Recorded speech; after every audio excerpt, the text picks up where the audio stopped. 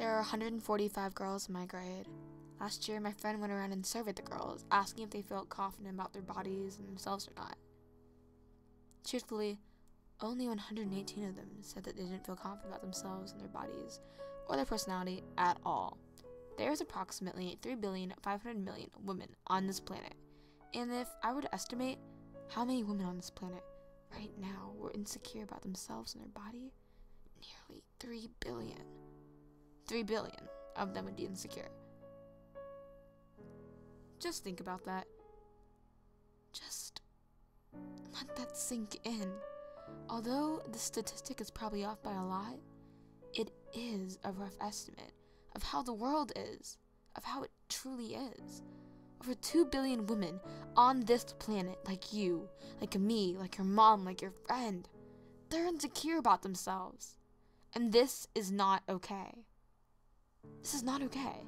And I know nothing is going to change because society's impact will never be able to change the way that they have against women.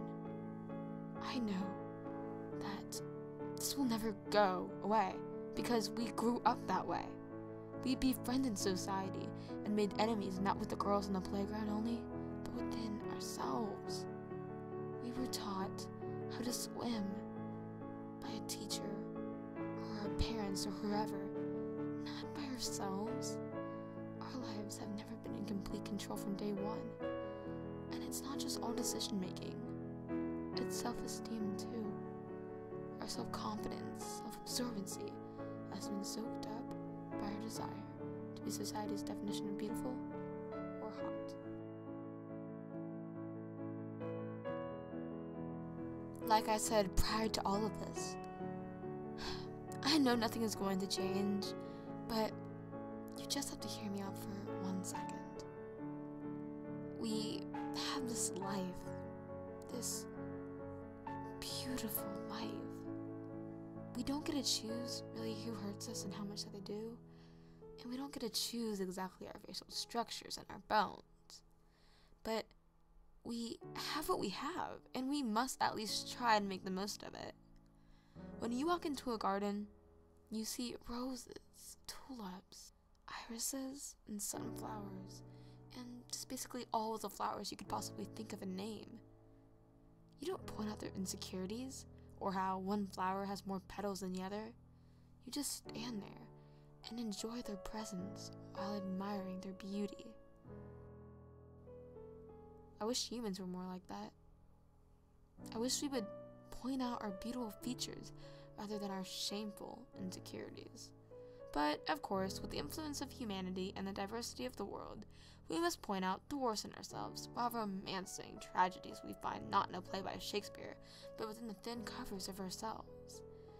We must look past the labels of girlfriend and boyfriend, past the feelings of love and the symptoms that come with it, and past the importance of our appearance. Because at the end of the day, when you're sitting outside on your porch, and it's one of those days where the shade feels like a cold winter, and the sunlight feels like a warm summer, and you're in that mood where you feel nothing but everything at once. It's only you. It's only you sitting in that chair. And it's only you washing yourself down in the tub. It's only you. It's only you who controls how much you talk, or what you say, or how much you text. It's only you. It's only you who has to be your hero at the end of the day. If you want something, you just can't sit around all day and complain. You've got to practice and succeed. Show yourself, your friends, the world, and everyone and every living thing that although you have weights on your shoulders and ankles, change your ankles. You made it through today. And I'm proud of you. I really am. Although your makeup may be heavy and not only weighing you down, you have to try. Trying is the key to success in the state of where and how we live. It is the 21st century, and right now, anything is almost possible. You can do or be whoever you want to be. If you like someone, tell them. If you're unhappy with someone, leave them. Life will throw many obstacles at you, along the way, when you're walking on the tightrope, just know it is okay to hold on other people's shoulders to keep balance sometimes. Just not always. Sometimes you have to jump over puddles, while other times you have to jump over a raging sea. You will fall, you will cry, and you will be torn apart by many things. I know most people rely on others to put themselves back together, but you're the one who shattered the mirror with your bloody knuckles. You must find tape and someone to glue your pieces back together and bind the correct parts to make yourself whole again with no dents or cracks. It will take a lot of time. It will take a lot of work, but I know you can do it. I really do. I believe in you. Despite what society says, what you say, or the others, I think you're absolutely beautiful. You are the piece of art on display in the art museum, as much as you may or may not believe me. Or maybe the words beautiful don't even have an effect on you anymore. Well, I think you are the most amazing and thoughtful person to ever walk this planet. I really do. You have 2 eyes and 2 legs, and they can show and take you to over hundreds of countries around the world. Let your self-hatred slowly form into self-confidence. Despite what you are feeling, you must go against the devil inside you and sprout white wings to become the angel. You are stronger than you think. Your weight, or bust line, or waistline doesn't define you. Neither does a bad score on a test. Your thoughts and your brain and your mind, where everything is told what to do and what to feel, where there's certain things embellish a bad reflex or a stingy nerve. Your brain may not be very big, but it is very powerful.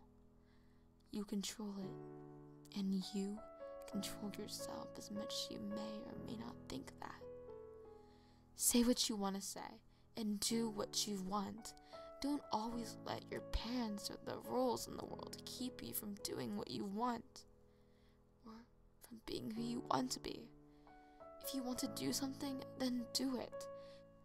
And although your brain isn't much bigger than your human skull, it is so important. You may be 4'6" or 6'4", no matter what your height is, you are so small compared to this world as a whole, to the Milky Way galaxy. It's the size of bursting stars into space. You may have a mind as dark and distant as space, but let the burning stars inside of you form as one to make constellations one by one by